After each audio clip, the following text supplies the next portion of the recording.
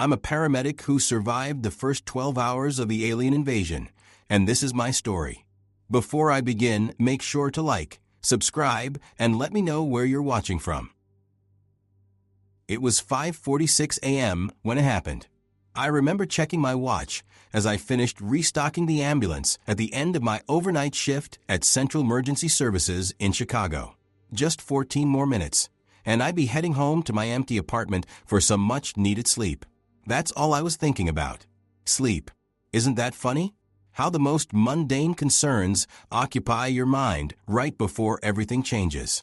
My partner Ramirez was filling out paperwork in the cab, cursing about our last call, a drunk college kid who decided that jumping from a second-story balcony into a swimming pool would be a good idea at 4 a.m.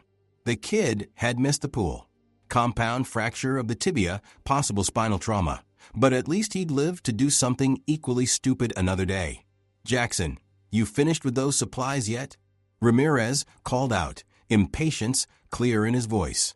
After 12 hours together in the rig, our partnership was showing its usual end-of-shift strain. "Almost done," I replied, double-checking the trauma kits. 8 years as a paramedic had taught me that you never, ever leave a rig unprepared for the next crew. In our line of work, seconds matter. Equipment matters. I didn't know just how crucial that lesson would prove in the next 12 hours. The radio on my belt crackled. Dispatch never called this close to shift change unless something big was happening. I unclipped it, exchanging a tired glance with Ramirez. "All units be advised, multiple reports of bright lights and tremors in the downtown area. Fire department reporting possible explosion at Willis Tower. All available units respond." Ramirez groaned. 2 minutes, Jackson. We could have been off in 2 freaking minutes. I was already closing the ambulance doors, checking that everything was secured. "You know the drill. We're still on until relief arrives." He nodded, tossing the paperwork aside and starting the engine. That's the thing about first responders. No matter how tired, no matter how close to the end of shift, when the call comes in, you go. It's not just training. It's something deeper, something ingrained. As we pulled out of the ambulance bay, I noticed something strange in the pre-dawn sky. Lights, not like helicopter spotlights or aircraft warning signals, but pulsing, shifting patterns of blue and green that seemed to hover over the city. I thought it might be the northern lights, which sometimes reached as far south as Chicago. But in May? Unlikely. "You seen this?" I asked, pointing toward the downtown skyline. Ramirez glanced up, his hands tightening on the wheel. "What the hell are those?" Before I could answer, a flash of brilliant white light erupted from somewhere near the financial district. The shockwave hit us seconds later, rocking the ambulance and shattering storefronts along the street. Ramirez fought to keep control, narrowly avoiding a parked car as our rig fishtailed. "Jesus Christ," he shouted, finally bringing us to a stop. The radio exploded with traffic, multiple units calling in simultaneously, their voices tight with controlled panic. "Dispatch, this is Unit 14. We've got a massive explosion downtown. Requesting fire support." Unit 22, reporting multiple casualties at Michigan and Wacker. "This is Engine 51. Be advised we have visual on unidentified aircraft over the financial district. Repeat, unidentified aircraft." Dispatch cut through the chatter, her voice steady despite the chaos. "All units, we have reports of multiple incidents across the downtown area. Proceed with caution. Unified command is being established at Grant Park." I looked at Ramirez, whose face had gone pale beneath his perpetual 5 o'clock shadow. In 8 years as partners, I'd never seen him rattled. Not during the 6-car pileup on the expressway last winter. Not during the gas main explosion that had claimed 3 of our colleagues. But he was rattled now. "What's the call, Jackson?" he asked quietly, deferring to me in a way he never had before. I checked our location. We were about 10 blocks from where that flash had originated. Protocol set to report to the staging area for assignment, but everything in me screamed that people closer to the blast needed immediate help. "Head toward Willis Tower," I decided.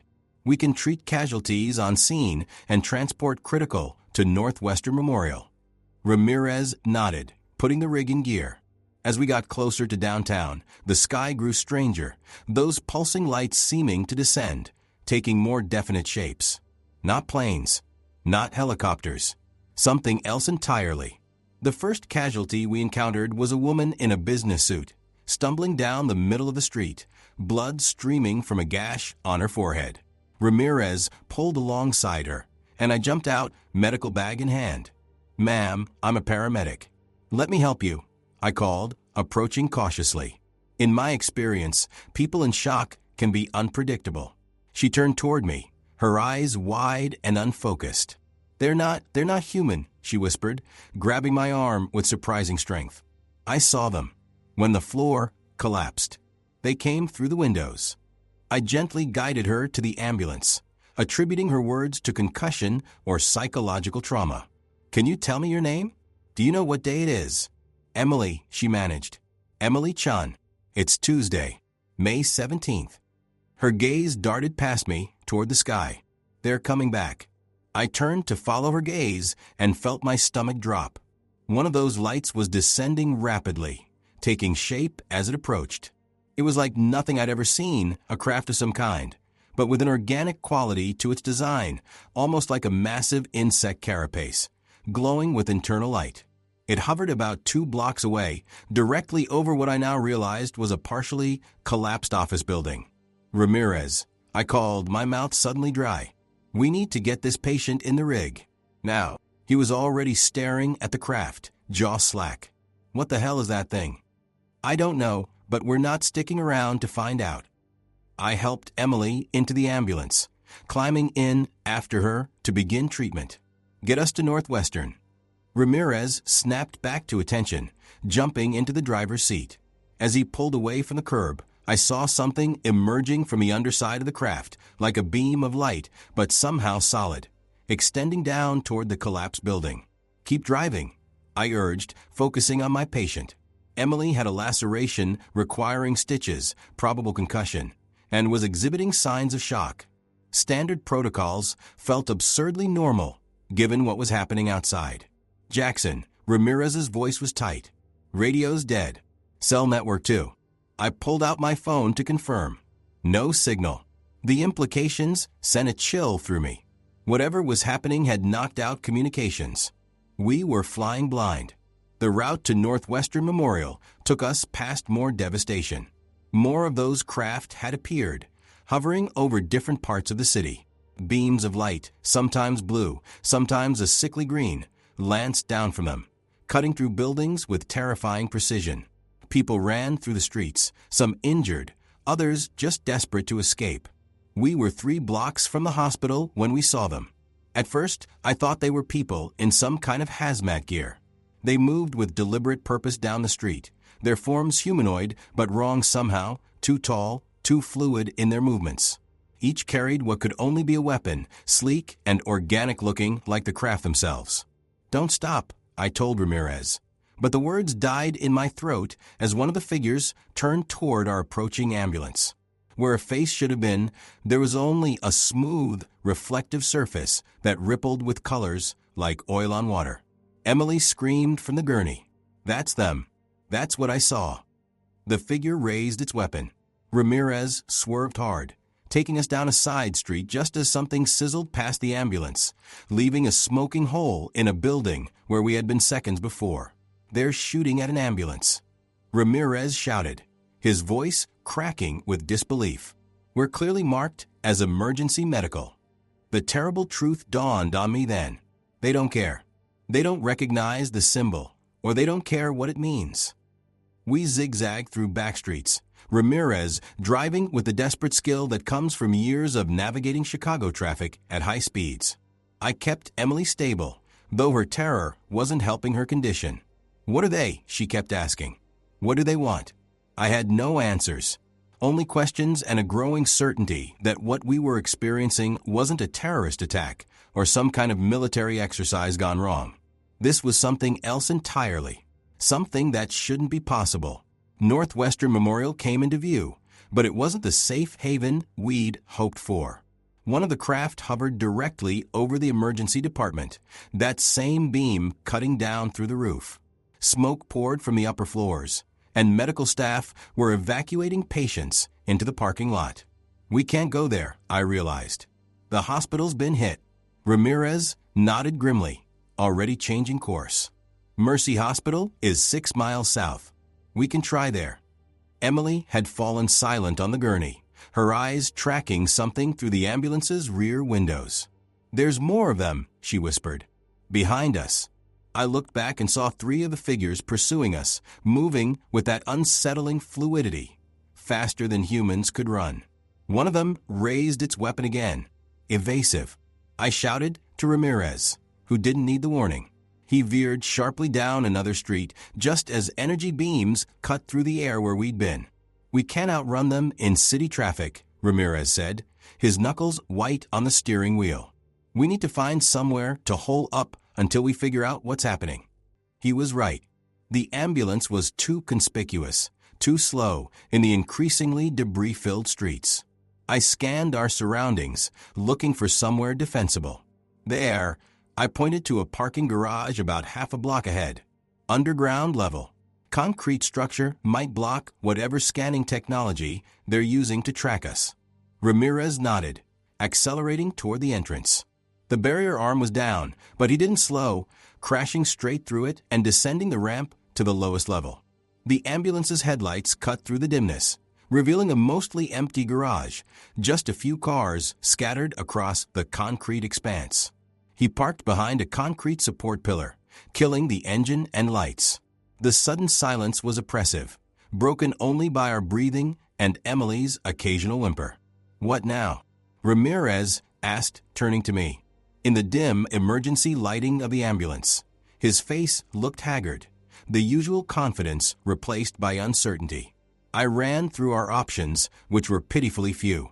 We need information, need to figure out what's happening, how widespread it is. Then we need to find a functioning hospital or aid station for Emily and any other casualties we can help. Emily struggled to sit up on the gurney. "My brother works at the Tribune," she said, her voice steadier than before. "They have a backup generator, emergency satellite communications. If anyone's gathering information, it would be them." It was a long shot, but better than nothing. The Chicago Tribune Tower was about a mile northeast of our position. Not far under normal circumstances, but with those things patrolling the streets, it might as well have been 100 miles. "We can't take the ambulance," I said, thinking aloud. "Too visible. We need to move on foot, stay low, use the underground as much as possible." "Underground?" Ramirez questioned. "Service tunnels, subway, maintenance corridors. Chicago has a whole network beneath the streets. We can use them to get closer to the Tribune without being spotted." Ramirez looked skeptical but didn't argue. He knew as well as I did that our options were limited. I turned my attention back to Emily. Her vitals were stable, the bleeding controlled. "Can you walk?" I asked. She nodded, though uncertainty flickered across her face. "I think so." "Good. We need to gather supplies before we move." I began pulling essentials from the ambulance's stocks, filling a backpack with medical supplies, water, energy bars, and anything else that might prove useful. Ramirez did the same, adding a flashlight and the emergency radio, though it remained stubbornly silent. I helped Emily off the gurney, supporting her until I was sure she could stand on her own. Her business suit was torn and bloodstained, hardly ideal for what we were about to attempt, but it would have to do. "Stay between us," I instructed her. "If we say run, you run. If we say hide, you hide. Understand?" She nodded, her jaw set with determination despite the fear in her eyes. I was impressed. Most civilians would be falling apart completely under these circumstances. We left the ambulance reluctantly. It had been our protective shell, our mobile fortress. Abandoning it felt like stepping naked into a storm. Ramirez took point, his years as an Army medic before joining EMS evident in the way he moved, checking corners, signaling all clear. I stayed with Emily, supporting her when she stumbled, keeping a watchful eye behind us. The garage exit brought us to street level about a block from where we'd entered. The city was changing rapidly around us. Smoke rose from dozens of buildings. Those craft continued to hover at different points across the skyline, their beams systematically working through structures. In the distance, I heard sporadic gunfire. Someone was fighting back. "There's an access point to the service tunnels 2 blocks east," I whispered, recalling the city map that every paramedic memorizes as part of training. "Maintenance entrance for the subway system. It'll take us within 3 blocks of the Tribune." We moved cautiously, staying close to buildings, using abandoned vehicles for cover. The streets were eerily empty now, those who could flee having already done so. Occasionally we glimpsed others like us, survivors moving furtively through the urban landscape, avoiding open spaces. Once, we froze as one of the alien craft passed directly overhead, its underside pulsing with that same unnatural light. We pressed ourselves into a recessed doorway, hardly daring to breathe until it had moved on. Emily was trembling against me, but she didn't make a sound. We reached the maintenance entrance without incident, a nondescript metal door in a concrete embankment that would be easy to miss if you didn't know what to look for. It was locked, of course, but Ramirez produced a multi-tool from his pocket and made short work of it. "Misspent youth," he explained with a ghost of his usual grin when he caught my raised eyebrow. The tunnels beyond were dimly lit by emergency lighting, concrete passageways that smelled of damp and electricity. Our footsteps echoed despite our attempts at stealth, but at least we were out of sight of those craft. "How far?" Emily asked, her voice hushed. "About half a mile through these tunnels. Then we'll need to surface and cover the last few blocks above ground," I replied, consulting my mental map. "Assuming these tunnels haven't been compromised." We moved as quickly as we dared, the beam of Ramirez's flashlight supplementing the intermittent emergency lights. The tunnels branched occasionally, but I kept us oriented toward our destination, using the subway lines as reference points. We had covered perhaps half the distance when we heard it, a sound that didn't belong in these tunnels. A wet, sliding noise, like something heavy being dragged across the concrete. We froze, Ramirez immediately killing the flashlight. In the dim red glow of the emergency lights, I saw Emily's eyes widen with recognition and fear. She knew that sound, had heard it before. "They're down here," she breathed, barely audible. The sound came again, closer this time, accompanied by a faint chittering that raised the hairs on the back of my neck. Whatever made that noise wasn't human. Ramirez pointed to a maintenance alcove a few yards ahead, a small recess in the tunnel wall that might just conceal us. We moved silently toward it, pressing ourselves into the shallow space, just as the source of the sound came into view. It wasn't one of the suited figures we'd seen on the street. This was something else. In the red emergency lighting, I could make out a form that resembled a massive insect, its segmented body supported by multiple limbs that moved with unsettling coordination. Where a head should have been, there was only a cluster of sensory organs that swept back and forth as it moved. It was methodically examining the tunnel walls, those appendages feeling along the concrete, occasionally inserting something that looked disturbingly like a proboscis into small crevices. Looking for something, or mapping the tunnel system perhaps. Emily pressed a hand over her mouth to stifle a whimper. I couldn't blame her. The creature was the stuff of nightmares, like nothing that should exist on Earth. It paused, those sensory clusters sweeping in our direction. We stood absolutely still, barely breathing. After what felt like an eternity, it resumed its examination of the opposite wall. Slowly, agonizingly, it moved past our hiding place and continued down the tunnel. We waited until the sounds had faded completely before daring to move. Emily was shaking violently, shock setting in despite her efforts to stay composed. "We need to keep moving," I whispered, though every instinct screamed at me to turn back, to find some other way. "That thing's heading away from our exit point." Ramirez nodded grimly. "What the hell was that?" "I don't know," I admitted, "but I'm guessing it's what's inside those suits we saw on the street." The implications were clear. The humanoid figures weren't humans in some kind of armor. They were these things, wearing technology that let them operate in our environment and mimic our general form. We continued through the tunnels with renewed caution. every shadow now potentially hiding one of those creatures. The encounter had shaken us all, but Emily most of all. She moved mechanically now, her earlier determination replaced by a kind of numb compliance. When we finally reached the exit point, a maintenance ladder leading up to a street-level grate, I did a quick assessment of Emily's condition. Her pupils were dilated, pulse rapid, skin clammy. Classic shock symptoms, exacerbated by what we'd just witnessed.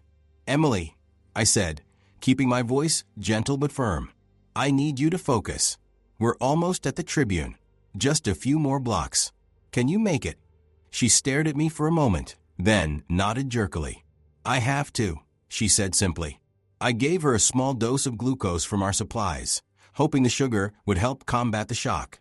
It wasn't textbook treatment, but nothing about this situation was in any medical manual.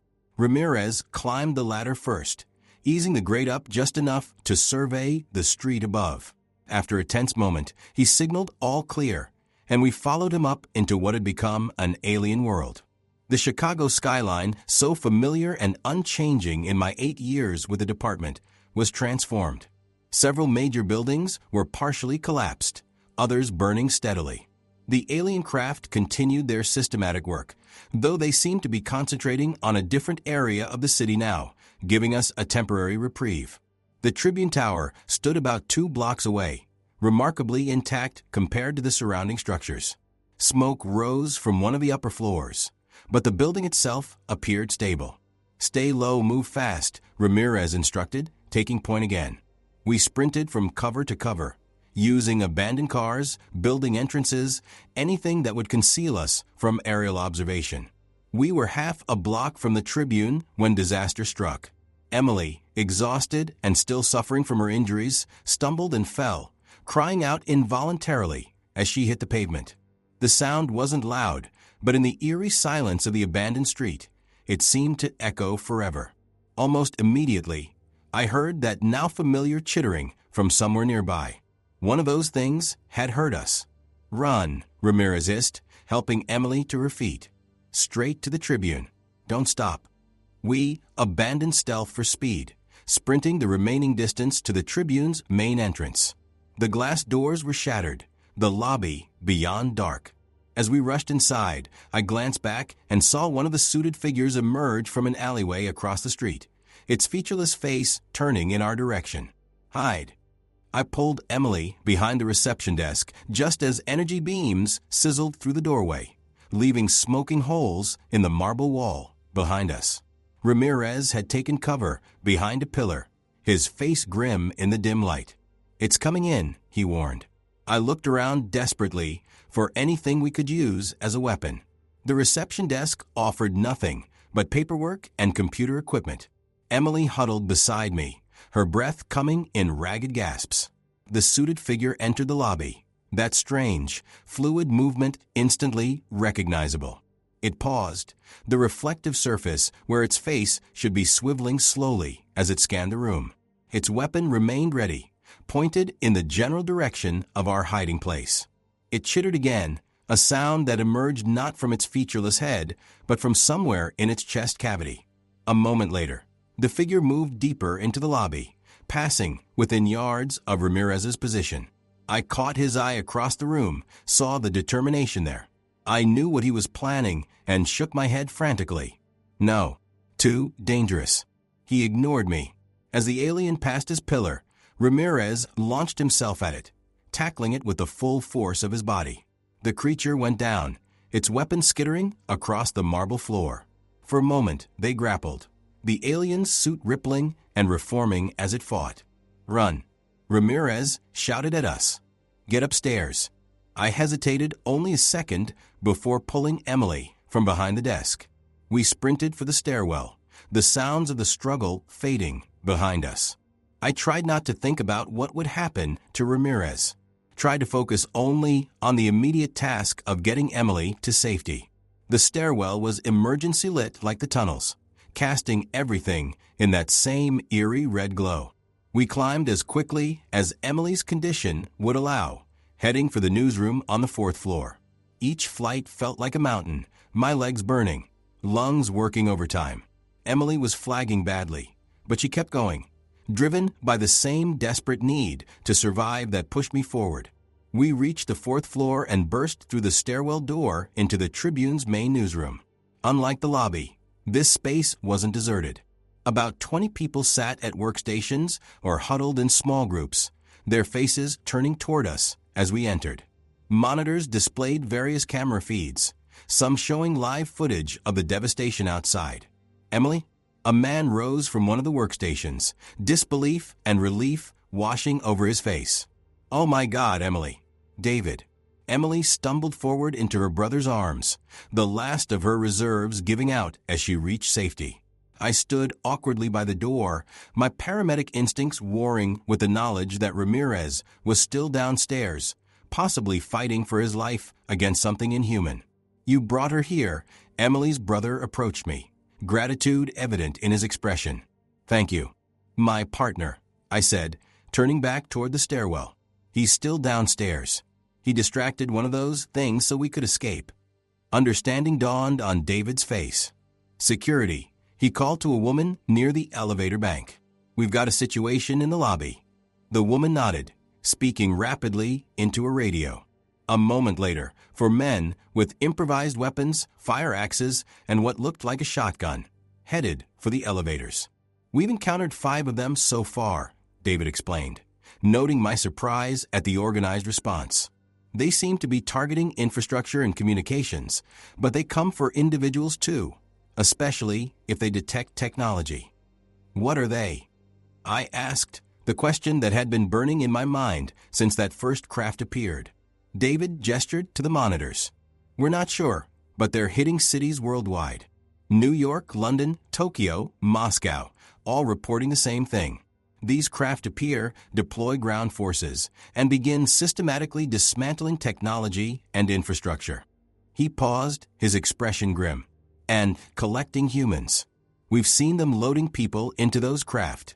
The ones they take seem to be targeted, though we haven't figured out the pattern yet. The elevator dinged, and the security team returned, supporting a bloody, but very much alive Ramirez between them. Jackson, he grinned weakly as they helped him to a chair. Damn thing was stronger than it looked.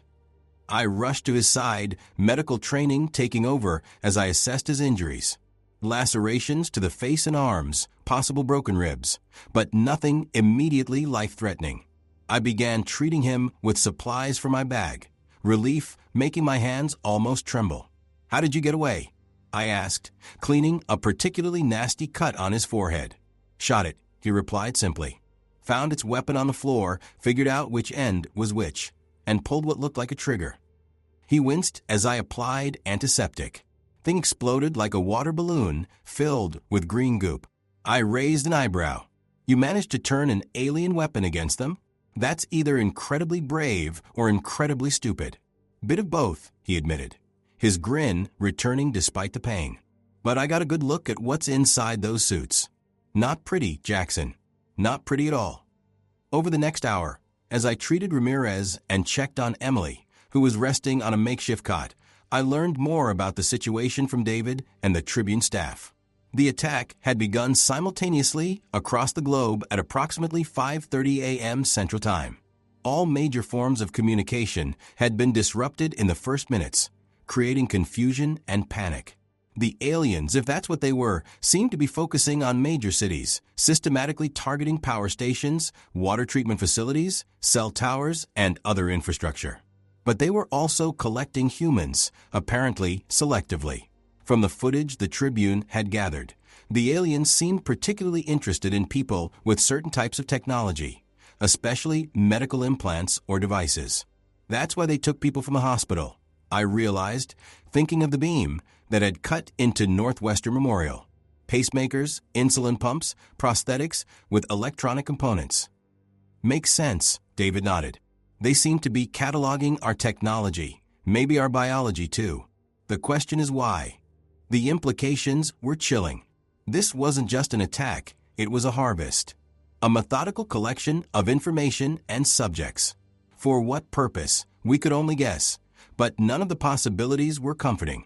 Around noon, 6 hours into the invasion, we got our first piece of good news. The Tribune's satellite communications picked up a broadcast from a military installation in Colorado. The aliens could be killed. Their suits, while advanced, weren't impervious to certain types of damage. High-velocity rounds, extreme heat, and oddly enough, concentrated electrical current could all breach the protective covering and harm the creature inside. Tactical teams are being organized, David explained. The newsroom gathered around as he relayed the information. Military units are regrouping, coordinating counterattacks in major cities. They're telling civilians to stay sheltered, avoid using electronic devices that might draw attention. It wasn't much, but it was something. A fragile hope that humanity wasn't defenseless against these invaders. The newsroom atmosphere shifted subtly, despair giving way to cautious determination. I checked on Emily again. Her condition stabilized, but still concerning, without proper hospital facilities. She was awake, sitting up on her cot, watching the activity around the newsroom with tired eyes. "How are you feeling?" I asked, taking her pulse. "Still faster than I'd like, but steady. Like I've lived through the end of the world," she replied with gallows humor. "But I'm alive, thanks to you and Ramirez." I smiled, adjusting the bandage on her forehead. "That's what we do, get people through their worst days." "Is this the worst day, though?" she asked, her voice dropping. "Or is it just the beginning?" I had no answer for that. None of us did. We could only wait and hope and do what humans have always done in the face of disaster: adapt and survive. Around 2 p.m., the Tribune building shook as something exploded nearby. The lights flickered, but the backup generator kept the newsroom powered. David rushed to the windows, binoculars in hand. "They're hitting the water purification plant," he reported grimly. "Systematic. They're taking out every piece of infrastructure." I joined him at the window, watching as alien craft concentrated their beams on the massive facility by the lake. It was like watching surgeons excise a tumor, precise and calculated destruction. Why? I wondered aloud. Why not just wipe us out? Why this methodical dismantling? "Maybe they want the planet intact," David suggested. "Just not our civilization." The thought was both terrifying and somehow logical. Earth would be a prime real estate for any spacefaring species, but our technology, our cities, our very presence might be seen as contamination to be cleared away. As the afternoon progressed, the Tribune continued to gather and disseminate information via their satellite link. Reports came in from across the country, across the world. The same pattern everywhere: systematic destruction of infrastructure, selective collection of humans, methodical dismantling of civilization. But there were also reports of resistance. Military units had begun coordinated attacks on the alien ground forces. In some places, they'd managed to bring down one of the smaller craft. Civilian groups were organizing, sharing information about the invaders' weaknesses, creating safe zones in areas the aliens seemed to be avoiding, like underground shelters and rural regions away from major technology centers. Around 4 p.m., Ramirez, who had been monitoring the police band radio someone had rigged to a makeshift antenna, caught something important. "They're establishing a safe zone at the Congress Plaza Hotel," he reported. "Military and police presence, medical facilities. They're evacuating civilians from secured buildings." It was the news we'd been waiting for. A chance to get Emily proper medical attention, to connect with other emergency services, to be part of an organized response rather than just hiding and hoping. "It's 8 blocks from here," I said, calculating the risks. "We need to move carefully, avoid open areas." David nodded. "We've been mapping their patrol patterns from what we can see from the windows. They're most active at street level, between buildings. If we stay inside the connected structures as much as possible using the underground pedway system, we might make it without being spotted." The newsroom staff had already begun preparing, gathering essential equipment, backing up their data to portable drives. They'd been trapped in the building since the invasion began, but with a viable safe zone established, it was time to move. I checked Emily one last time. She was still weak, but the rest had done her good. With support, she could make the journey. "We move in groups of 4, David instructed, taking charge of the evacuation. 2 minutes between groups to avoid drawing attention. Stay low, stay quiet, and for God's sake, leave any non-essential electronics behind. Ramirez and I, along with Emily and a Tribune photographer named Kate, would be in the third group. I watched as the first two groups slipped out through a service entrance that connected to the adjoining building, disappearing into the urban maze that would hopefully lead them safely to the hotel. When our turn came, I felt that familiar surge of adrenaline, the heightened awareness that comes with mortal danger. Ramirez led the way, his movements still pained from his injuries but determined. I supported Emily, while Kate brought up the rear, a camera still slung around her neck despite the warnings about electronics. "Documentation matters," she said simply when I raised an eyebrow at the device. "People need to see what happened here. What's still happening." I couldn't argue with that. If, by some miracle, humanity survived this invasion, future generations would need to understand what had occurred, how the world had changed in less than a day.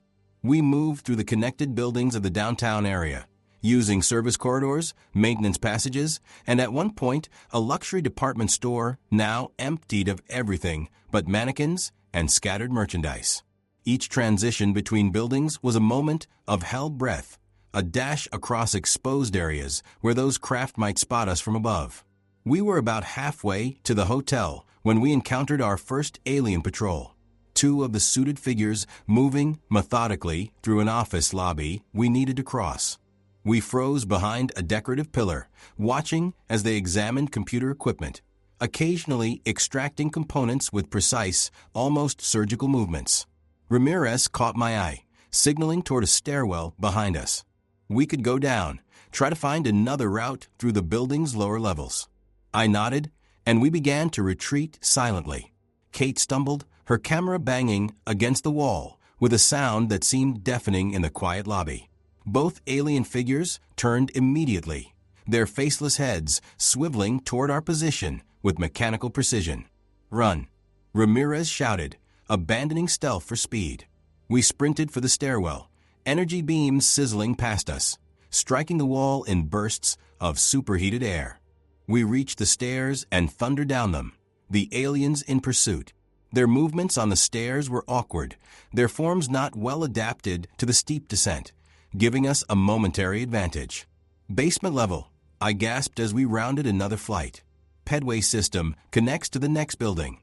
We burst through the basement door into a maintenance area, rows of pipes and electrical panels lining the walls. At the far end, a door marked Pedway Access promised escape.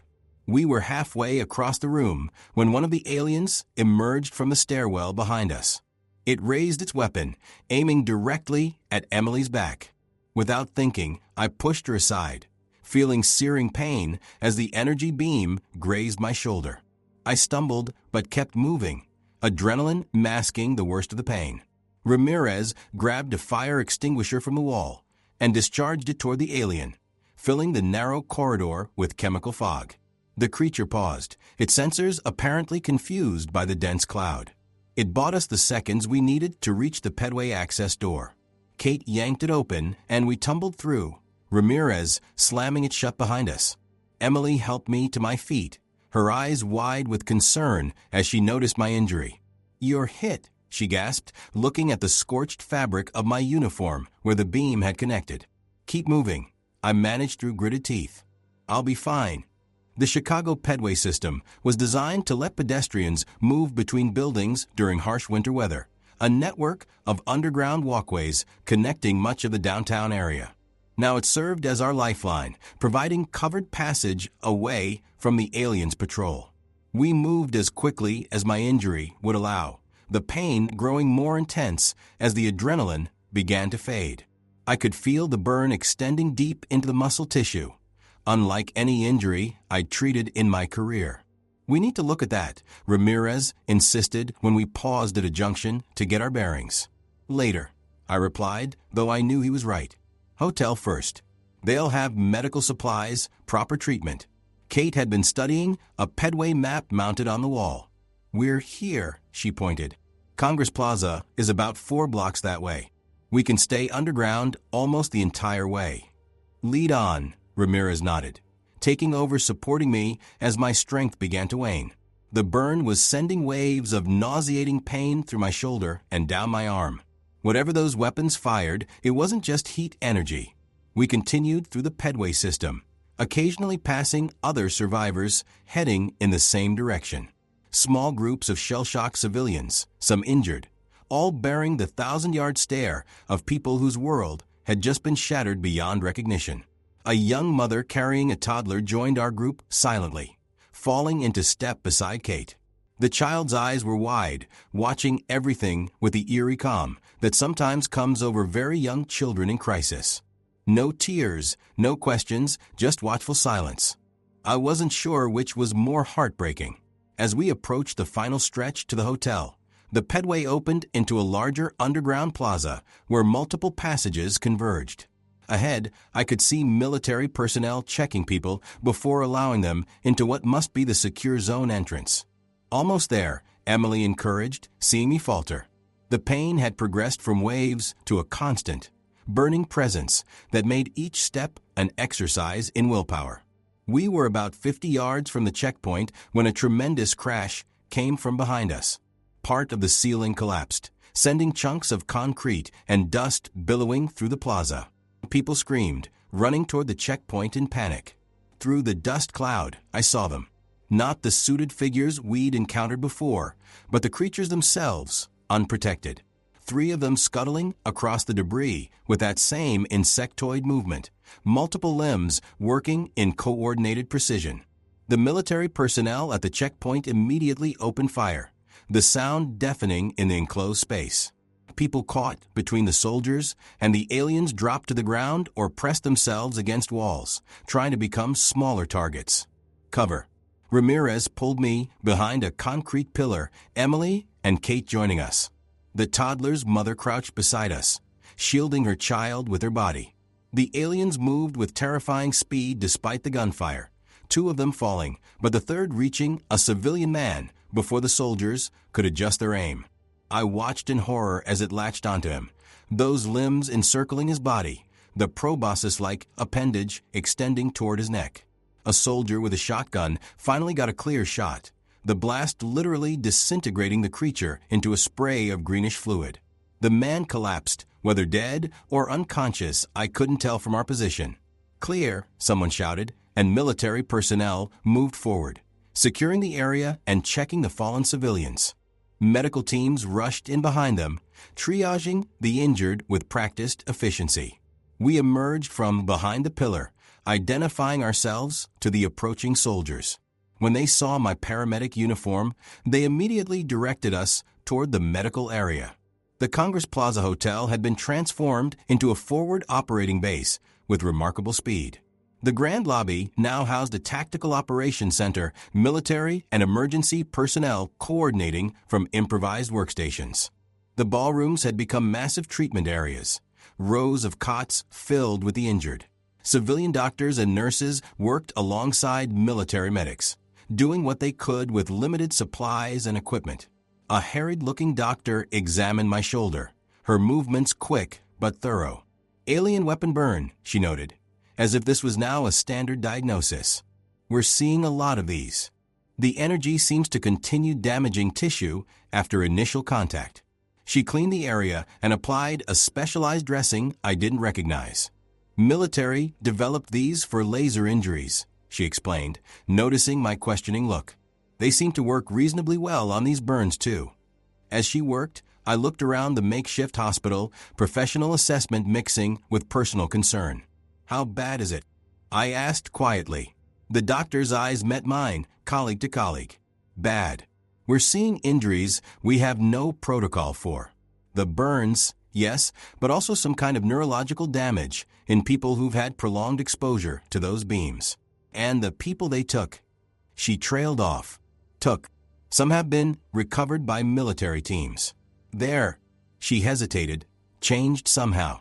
"Implants, devices integrated with their nervous systems. We can't remove them without killing the patients." The implications made my blood run cold. Human experimentation, or perhaps preparation, modification for some unknown purpose. "What do they want?" I asked, not really expecting an answer. The doctor finished bandaging my shoulder and stepped back. Intelligence thinks they're after our technology, studying it, cataloging it, maybe looking for specific elements or capabilities. They seem particularly interested in biotech, the interface between our biology and our technology. Like medical implants, I remembered Emily's words about her colleagues being taken because of their pacemakers. Exactly. She handed me a bottle of pills, antibiotics and analgesics. Take them. We need every medical professional functional. Once you've rested, report to the triage station if you're able. Ramirez found me after getting his own injuries treated. They're organizing evacuation convoys, he reported. Military escort to secure zones outside the city. First ones leave in an hour. What about Emily and Kate? I asked. Emily's with her brother. They're on the first convoy out. Kate's staying. Says someone needs to document what's happening. He paused, studying me. What about you, Jackson? You should be on that convoy with that shoulder. I considered it. Evacuation meant safety, proper medical facilities, distance from the nightmare unfolding in Chicago. But it also meant turning my back on people who needed help, on the skills I'd spent years honing. I'm staying, I decided. As long as I can hold gauze and check pulses, I'm staying. Ramirez nodded, as if he'd expected nothing less. Figured you'd say that. Guess I'm staying too, then. We reported to the triage station as directed, falling into the familiar rhythm of emergency medicine despite the extraordinary circumstances. For the next several hours, we assessed incoming casualties, stabilized what we could, and directed the most severe cases to the treatment areas. The work was constant, exhausting, but also grounding. This, at least, was something I knew how to do. Throughout the evening, reports filtered in from military channels. The aliens had established footholds in every major city worldwide, but human resistance was growing more organized. Weaknesses were being identified, strategies developed. In some places, coordinated attacks had successfully driven the invaders back, at least temporarily. Around 5:30 p.m., exactly 12 hours after the first craft had appeared over Chicago, something changed. The aliens began withdrawing, their ground forces retreating to the craft themselves ascending to higher altitudes. No one knew why, whether it was a response to human resistance or simply the completion of whatever mission had brought them here. At 5:46 p.m., as I was treating a police officer with a broken arm, I heard cheering from the operations center. I looked up to see military personnel embracing, civilians crying with relief. What's happening? I asked a passing soldier. They're leaving, he grinned, exhaustion and elation mingling on his face. All over the world, they're pulling back. No idea why, but they're going. I stepped to the window, looking out at the Chicago skyline, now transformed by destruction. The alien craft were indeed rising, moving upward in formation, growing smaller against the evening sky. Ramirez joined me, his expression a mixture of disbelief and cautious hope. They're really leaving? For now, I replied, unwilling to fully embrace optimism yet. But they've seen us now, studied us. They know where to find us. He nodded, understanding the implication. This wasn't over. It might be just the beginning of something longer and more terrible than we could imagine. As we watched the last craft disappear into the darkening sky, I checked my watch. 5:52 p.m. Just over 12 hours since I'd been restocking the ambulance, thinking only of sleep and the end of my shift. 12 hours that had changed everything. What now? Ramirez asked quietly. I looked back at the makeshift hospital, at the hundreds of injured waiting for care, at the emergency workers pushed beyond exhaustion, but still functioning, still helping. Now we do what we always do, I replied. We pick up the pieces. We help who we can. We learn and adapt and prepare. I paused, looking back to the sky where those craft had vanished. Because I don't think this was an invasion. I think it was reconnaissance. Whether I was right or wrong would become clear in time. But one thing was certain. The world I'd known at 5:46 that morning was gone forever.